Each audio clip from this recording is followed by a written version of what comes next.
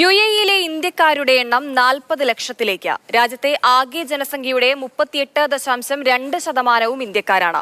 പ്രവാസികളിൽ മലയാളികളാണ് ഒന്നാം സ്ഥാനത്തുള്ളത്. 11% മാത്രം സ്വദേശികളും 88% പ്രവാസികളുമുള്ള രാജ്യമാണ് ദുബായ്. 170-ലധികം രാജ്യങ്ങളിൽ നിന്നുമുള്ള പ്രവാസികൾ താമസിക്കുന്ന ഇടം. 1,10,00,000 പ്രവാസികളും 1.5 കോടിയോളം സ്വദേശികളുമാണ് ഇവിടെയുള്ളത്.